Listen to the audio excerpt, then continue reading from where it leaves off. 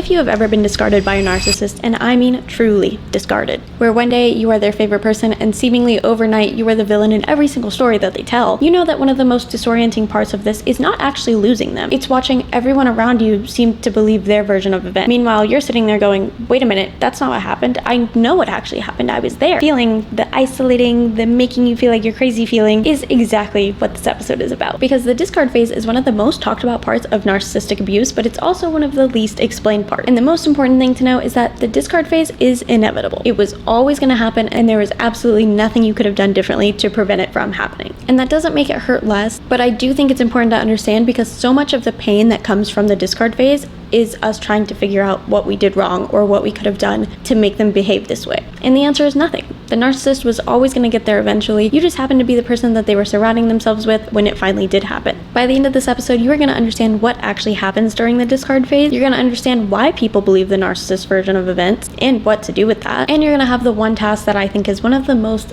cathartic things that you can do while you're in the middle or escaping narcissistic abuse. Before we get into it, if you don't know me, my name's Haley. I'm on a mission to become my best self. I'm obsessed with all things fitness, healing, and productivity, and this is Healing with Hale. In this season, we are focused on escaping toxic environments, so all episodes are geared towards helping you find your way out of whatever toxicity surrounds you. And this one is for the girlies who escaped the narcissistic abuse, but are now dealing with the toxicity of a discard phase. And we are going to cover this in 3 parts. What the discard phase actually is, and why it happens, then what it looks like in real life when it's actually happening, and then how you are actually going to get through. So the discard phase and why it's inevitable. See, it is exactly what it sounds like. It's that point in a narcissistic relationship where the narcissist essentially decides that they're done with you and moves on. And the reason it feels so sudden and jarring is that it often happens with very little warning from the outside. Even though if you look back at the timeline of events, you're going to realize that the discard actually started way earlier than you originally thought. And the reason that it's inevitable is that a narcissist relationship with anyone is fundamentally about what this person provides for them, whether it's attention, validation, a sense of control. And the moment that supply starts to feel insufficient, or the moment you start to push back, or the moment that a new person comes along, the discard phase begins. And it has nothing to do with who you are or what you did or what you could have done better. It is purely a them problem that they're projecting onto you. And I think understanding that fact is the beginning phase of healing from it. The thing that is the most painful about this is that a lot of people who have been discarded have actually watched the narcissist discard somebody else. And the shock of being discarded is compounded by the fact that you essentially watched this playbook play out on somebody else and you thought that it would never happen to you. And that is exactly what I experienced. I've talked enough at this point about my ex-best friend and how I went through what I believe is narcissistic abuse for 8 years. And when I tell you I watched her do this to so many other people throughout the years, creating all the crazy stories of how toxic this other person was, how she had to cut them off for her own mental health, how they were just the worst person ever, and all of the crazy stories in all of the ways that she would turn on people.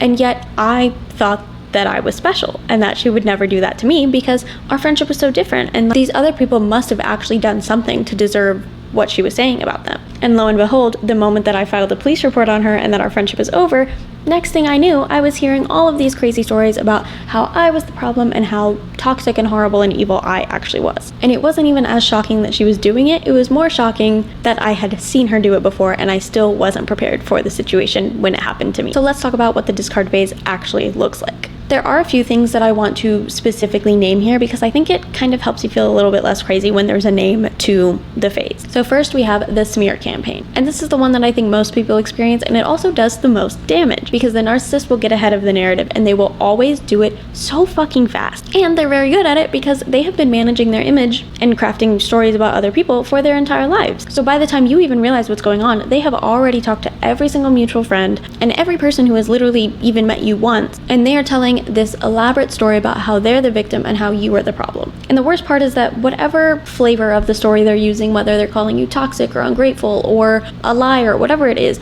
it's almost always a projection of things that they themselves actually did to you. For me, the worst part about the smear campaign was that it happened so slowly. I didn't have anybody come to me and be like, oh my god, so-and-so said this about you. I just slowly started noticing people unfollowing me, people blocking me, stories and posts that were very clearly about me, and mutual friends who just kind of seem to drop off and slowly distance themselves. And it literally just feels like the edges of your world are crumbling off, and you have no choice but to just stand there and watch it. Then we have the performance. This one is, I think, specific to narcissists, and it's really disorienting to witness or to experience. And it's that right after a discard, the narcissist will almost always perform an aggressive level of happiness and excitement about their life. Suddenly their life is so incredible and they're thriving. Whatever they lost when they lost you was actually the thing that was holding them back. And now their life is just so good. It's so crazy. And you're gonna see it all over their social media. All of the things about how happy they are, captions about growth and freedom, and it's all a performance. Like, it's all entirely for an audience. And the goal is always to make you feel like you were the problem, because their life is so much better now that obviously you had to be the problem. Then we have the replacement. Because narcissists need a constant level of attention and validation, they do not do well in the gap between relationships or friendships. So they move on very quickly, and they will almost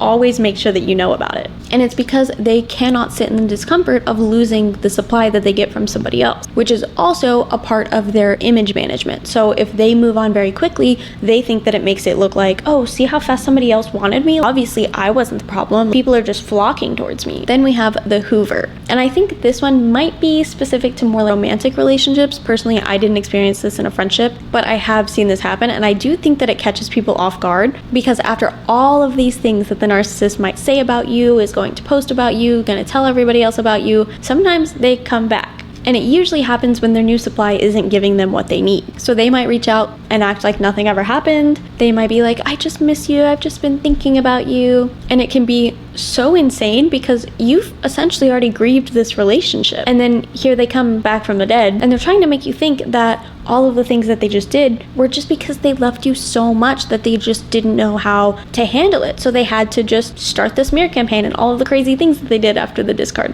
But you have to know that the hoover is never a reconciliation. It is always just them refueling the supply that they need. And the most important thing to remember about all of it is that the people who believe the narcissist version of you, most of them are not betraying you because they hate you. They are indeed being manipulated by somebody who is very good at this and who pretty much manipulated you the exact same way for however long you guys were in each other's lives. And that doesn't make it hurt less, but it does help you rationalize what's happening a little bit more, because a lot of times when there is that smear campaign, when you're losing friends, you're losing all these people in your life, it's easy to be like, oh my God, they must genuinely hate me. They're doing this because they've hated me this whole time. And that might be true, yes. But it also might just be that they are also being manipulated, and they might not be your enemy. They are essentially just collateral damage to this narcissist. And eventually, not always, but a lot of times, the narcissist is gonna do the exact same thing to them, and then they're gonna have a very harsh realization. Okay, so how do we actually get through this? And before we dive into it, this whole season is built on very actionable steps to help you escape whatever toxicity is around you. So if you're finding this helpful, please subscribe so you don't miss the rest of it. Step number 1, and this is the hardest, and this is one of those situations where I'm saying, do as I say, not as I did, because I did not do this.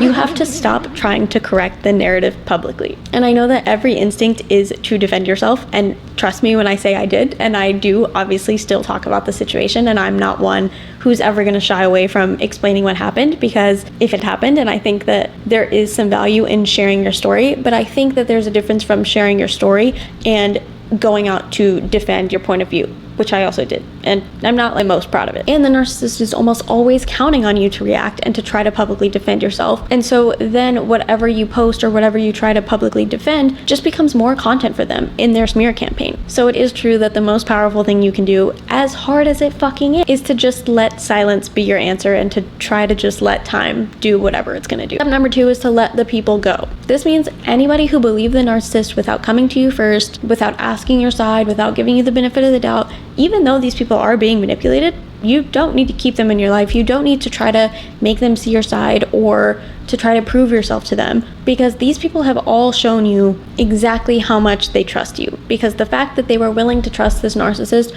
that quickly after something like this is proof that the whole time they were probably not somebody who you actually should have had in your life. And step number 3 is to write a letter. And I know it sounds stupid, and I know I just told you not to defend yourself and yada yada yada, but this is going to be your letter of everything you would say if you were to try to defend yourself to all of those people who have been believing the narcissist. You can write everything you wish they knew, all of the stories, write down all of the proof, everything that happened. You just want to write down everything that you feel has been left unsaid and everything that you wish that everybody could know. The discard phase was not your fault, and it's not something you could have prevented, and the story that the narcissist is telling is not about who you are. It's simply a survival mechanism that they use so that people will never actually see them clearly. Your task for this episode is to write that fucking letter, okay? And then when you are done, you are going to rip it up, burn it, shred it, I don't care. Whatever it is, get rid of it and let all of those emotions go as that letter is gone. I mean it when I say that surviving the discard phase is probably one of the hardest things you will ever do, because the best way to survive it is to stay quiet even when everything inside of you is shouting at you to try to be heard. So if you made it through, or if you're in the middle of making it through the discard phase right now, just know that that takes a strength that most people will never have to find. If you are in the middle of that discard phase, please send me a DM on Instagram at Healing with Hale so that we can talk it through together, and I would love to hear your story. Even if you can't publicly defend yourself, you can share it with me because I will validate you as much as humanly possible. Until next time, be kind to your mind, to your body, and to others, and happy healing.